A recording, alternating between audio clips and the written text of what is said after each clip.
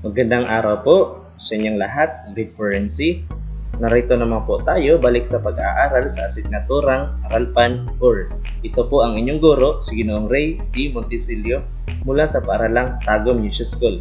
Pakihanda lang po sa inyong ballpen at module upang masimula na po ang ating leksyon. Okay, so ito na po ang ating learning module sa Aralpan 4. Quarter 1, Week 4 hanggang Week 5. Ulitin ko po, ang module na ito ay mula Week 4 hanggang Week 5. Pakisulat nyo po ang inyong pangalan dito at saka address.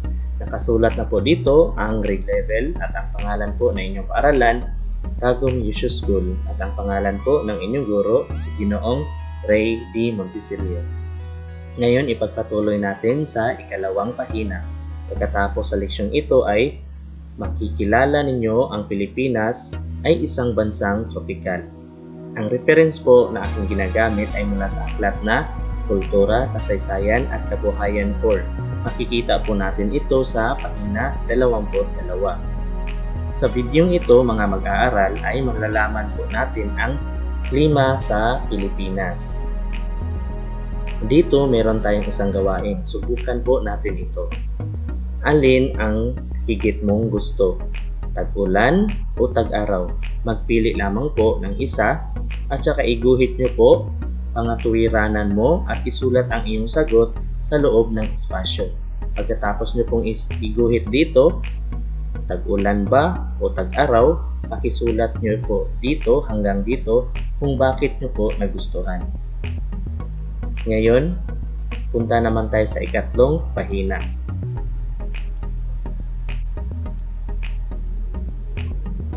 Sa pahinang ito ay meron po tayong babasahin. Ang babasahin na ito ay tungkol po sa klima ng Pilipinas. Sabayan niyo po ako. Ang lokasyon ng Pilipinas sa daigdig ay nakaapekto sa uri ng klimang naranasan sa bansa. Bago natin talakayin ang klima sa Pilipinas, alamin po muna natin kung anong ibig sabihin ng klima at ang panahon. Pag sinasabi po nating klima, ito ay ang kondisyon ng atmosfera sa isang lugar sa loob ng mahabang panahon. Pag sinabi po nating panahon, maaaring tumutukoy sa season o kaya naman ay weather. Ang panahon na tumutukoy sa season ay ang mahaba-habang lagay ng atmosfera. Tumutukoy sa weather naman ay ang kondisyon ng atmosfera sa isang particular na oras at lugar. Dito, malalaman naman natin ang klima sa Pilipinas. Nakaranas ang Pilipinas ng init dahil tayo ay nasa klimang tropikal. Nasa klimang tropikal tayo dahil ang kinalalagyan ng Pilipinas ay nasa pagitan ng equator at ng Tropic of Cancer. Ang bahaging ito ng daigdig ay tuwirang natatamaan ng sikat ng araw. Kaya, naranasan natin ang init ng panahon at mahalumigmig na panahon. Pilipinas ay may dalawang panahon. Ito po ang tag-ulan at ang tag-araw. Kapag tag-ulan, mararanasan ito ng Pilipinas mula Hunyo hanggang Nobyembre. Kapag tag-araw naman, makararanas ang Pilipinas mula Disyembre hanggang Mayo. May tatlong panahon naman sa Pilipinas kung ang pagbabatayan ay ang temperatura at dami ng ulan. Ang una po ay ang rainy or wet season. Pangalawa naman ay ang cool, dry season. At ang pangatlo naman ang hot, dry season. Yan po ang tatlong panahon ng Pilipinas na nakabatay sa temperatura. Dito, alamin natin kung ano ang klimang maritimo. Klimang maritimo daw ang Pilipinas dahil napaligiran ito ng karagatan. Dito naman tayo sa ikalimang pahina. Tatalakayin natin ang mga salik sa klima sa Pilipinas.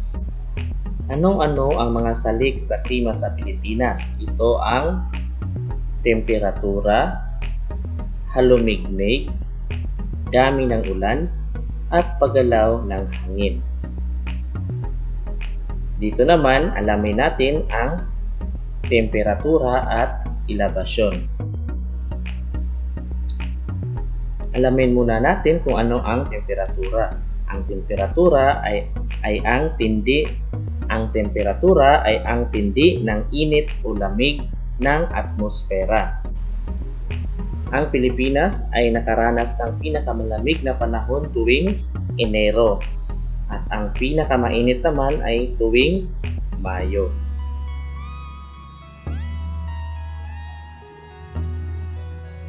Dito naman, tatalakayin natin ang halumigmig. Pag sinabing halumigmig, ito ay ang humidity. Tumutukoy sa dami ng tubig mayroon sa atmosfera.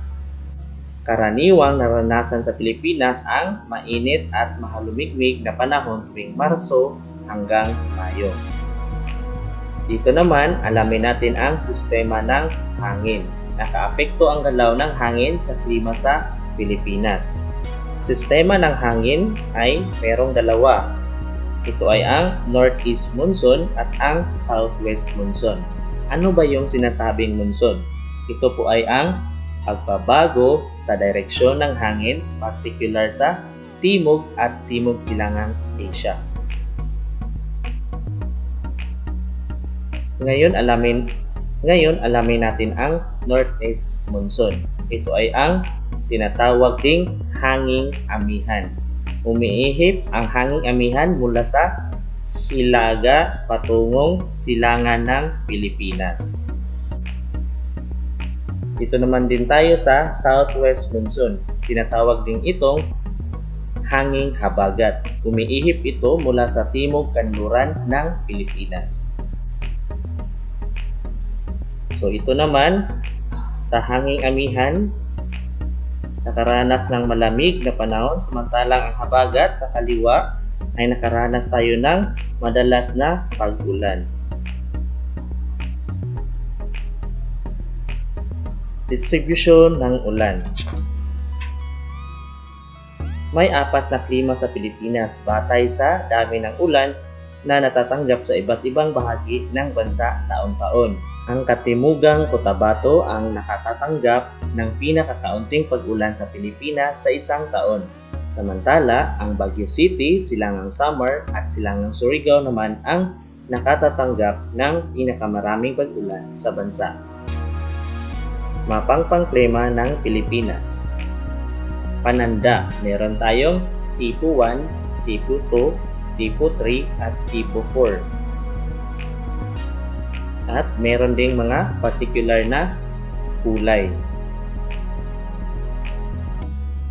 Dito malalaman natin sa bahagi ng Pilipinas kung saan ang panahon ng tagtuyot, panahon ng matinding pag-ulan, panahon ng halos pantay ang pag-ulan, at panahon ng tagtuyot.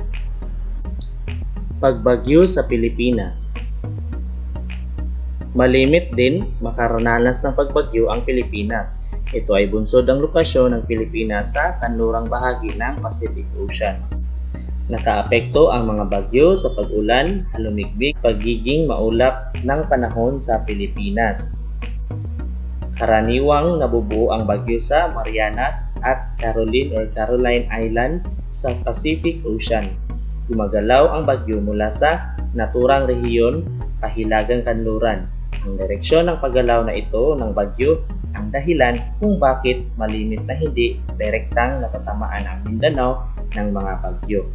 Tingnan ang larawan sa itaas, makikita rito ang direksyon tinahak ng bagyong Yolanda noong 2013. Ipinakita sa larawan ang direksyon tinahak ng bagyong Yolanda noong 2013.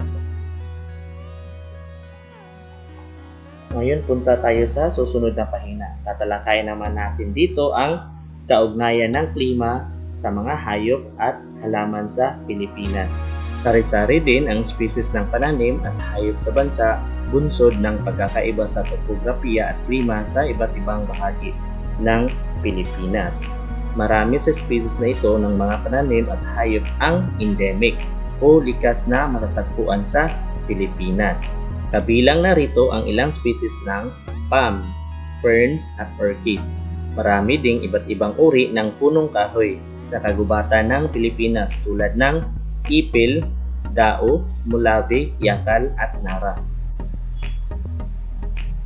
Ito po ang halimbawa ng mga hayop o species sa Pilipinas. Ang Philippine Eagle na ikalawang pinakamalaking agila sa buong mundo. At ang tamaraw, isang dwarf water buffalo na matagpuan lamang sa Pilipinas. At ang Golden Cape Fruit Bat na pinakamalaking paniki sa daigdig. Ngayon dito naman tayo sa ika-11 pahina. May 350 species ng mga ibon ang matatagpuan lamang sa Pilipinas. May 185 dito ang threatened o nanganganib ng mawala. Halimbawa ng endemic at threatened na bird species sa Pilipinas ang Philippine Eagle, Negros Bleeding Heart, Visayan Wrinkled Fernbill, Scarlet Goulart Flower Picker, Cebu Flower Picker at Philippine Cockatoo. At may 165 species naman ng mammal species sa Pilipinas. Mahigit 100 dito ang endemic. Halimbawa nito ay ang tamaraw, Visayan at Philippine warty pigs, Calamianes hog deer, Visayan spotted deer at Golden Cape Fruit Bat. Sa reptiles may 160 sa 235 species sa Pilipinas. Ang endemic sa amphibians, 80% sa 70 species ang endemic. Sa mga insekto, 70% sa 21,000 species sa Pilipinas ang endemic. At sa 280 species ng inland fish at 65 species naman ang endemic sa bansa. Ito na po ang mga iba't ibang uri ng species sa Pilipinas. Andito naman tayo sa ika-12 pahina.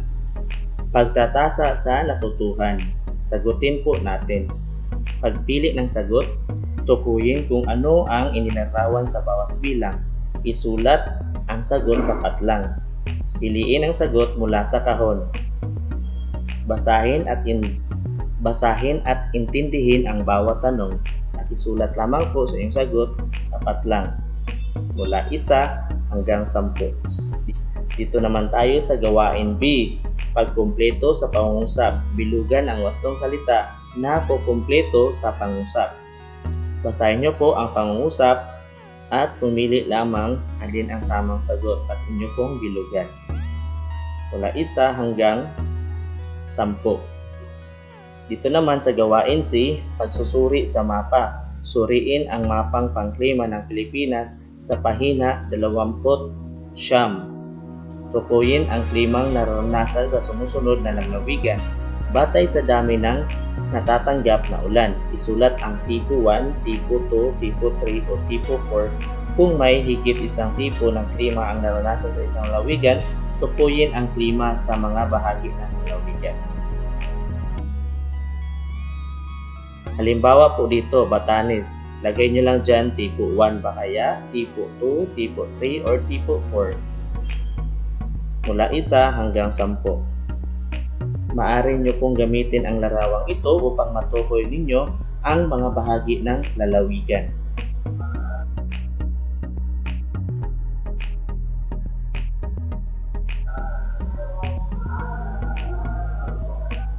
At dito nagtatapos po ang ating video lesson sa Aralpan 4. Hanggang sa susunod na pagkikita sa ating video lessons. Maraming salamat sa pakikinig at paalam.